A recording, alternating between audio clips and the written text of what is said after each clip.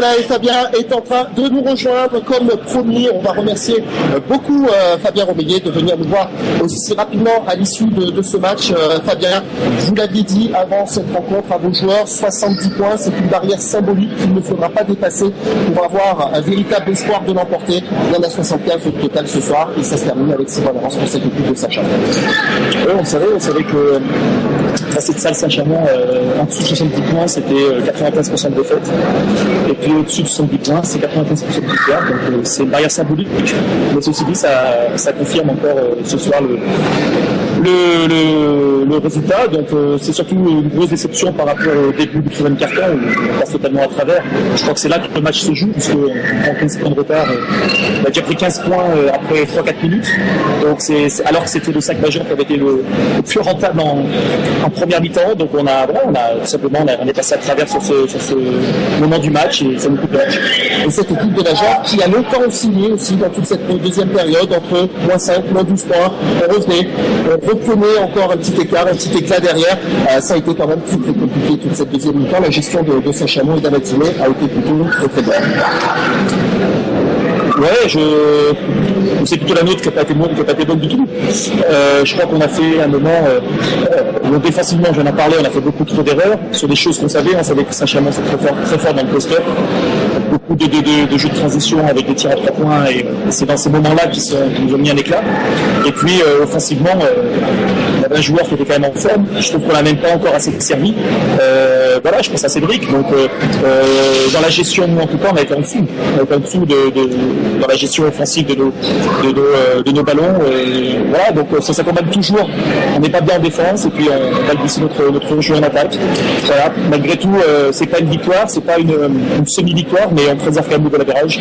C'est ce qu'on a cherché à faire dans la dernière minute, à savoir pas gagner de match, mais surtout pas perdre de plus de 8 points.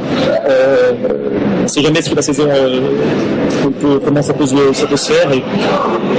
Et bon, c'est de loin pas une satisfaction, mais bon, il y a au moins ça déjà préservé. Maintenant, on n'a pas le temps de calculer. On a un moment de saison où on doit enchaîner samedi face à Blois, tout en continuant à intégrer nos 2 étrangers, qui ce soir, je rappelle quand même, quasiment on joue sans 2 étrangers, donc c'est difficile. Lors de cette analyse de fin de match qu'on a effectuée avec Aurélien et Damien qui est en régie il y a quelques instants, on disait effectivement que c'était une équation complexe qui nous attendait d'intégrer ces 2 nouveaux joueurs, de réussir à maintenir cette place dans les 5 premiers. Est-ce que, par contre, si on arrive à annuler cette équation à terme, est-ce que ça peut être un avantage pour cette Jarre qui arrivait avec une certaine fraîcheur mentale, avec une nouvelle équipe, j'ai presque envie de dire, à l'horizon des playoffs? Je pense que l'intégration, c'est sûr, il y a 2 problématiques. Un, l'intégration actuelle, c'est pas le moment d'intégrer un joueur. C'est un moment où on est sur les choix tactiques, on n'est pas sur le travail long, on est sur le travail court, dynamique. Donc ça, c'est une problématique parce qu'on est obligé de refaire des séquences de 5.0 pour les intégrer. Donc on est loin du dynamique et du court. Donc, mais c'est une phase obligatoire, on n'a pas le choix. Et puis, moi, je pense que ces 2 joueurs-là arriveront à un moment à un niveau intéressant d'ici 15 jours, 3 semaines. Alors, on avait été révolutionner, c'est ce que j'ai dit aux joueurs. Ils doivent nous apporter un plus en s'intégrant dans notre façon, c'est à eux de s'intégrer dans notre façon de jouer. Et si je les ai recrutés, c'est aussi pour ça, ils ont cette capacité à s'intégrer. Et puis surtout, offensivement, ils doivent, je pense, nous apporter un plus. Donc j'espère que leur intégration offensive, en tout cas, mettra pas moins de temps pas beaucoup de temps, et que par contre, à l'autre côté du terrain, ils soient capables d'être très rentables rapidement. L'intégration de votre nouveau pivot italo-américain ce soir, vous en êtes plutôt satisfait, ces premières minutes de jeu? Oui, 3 mois et demi sans jouer, 1h35 d'entraînement, on peut pas lui demander non plus de faire beaucoup de choses. Donc effectivement, c'est des punir sur des principes défensifs qu'il n'a pas vu. Bon, maintenant, il ne faut pas lui jeter la pierre. Donc voilà, il fait des efforts, il doit nous apporter une vraie rotation sur ce poste-là. Il a des très bonnes mains et il doit compenser un petit peu sa déficience physique par un travail de lecture et technique qu'on n'a pas sur ce poste-là.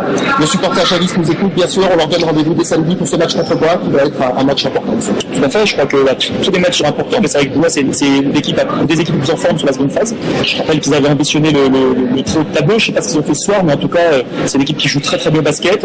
Et puis on a toujours cette problématique de peu de temps de travail, donc à nous de bien être en place dans nos principes et essayer de progressivement aussi de rentabiliser et de mettre en valeur nos nouveaux joueurs s'imposer face à Blois, c'est pas une autre, c'est une obligation. Il va falloir s'imposer face à Blois. En tout cas, merci Fabien d'être venu aussi vite après la rencontre, parler avec nos auditeurs de ce match. On a pris beaucoup de plaisir à vous recevoir et on prendra beaucoup de plaisir à vous retrouver dès samedi du côté du Palais des Sports Pierre Coulon. Palais des Sports Pierre Coulon. Damien, vous nous ajoutez qu'on espérera jaune et vert bouillant pour aider cette équipe de la Jave à maintenir bien sûr son avance au classement et rester dans ces 3 premières places du classement général, dans ces 5 premières places, pardonnez-moi, du classement général de la nationale masculine 1 et ainsi garder un certain nombre d'avantages dans l'optique des playoffs. On invite donc bien sûr l'ensemble de nos auditeurs et le public vichysois à se rendre très nombreux à Pierre Coulon. Ce sera ce samedi à partir de 20h.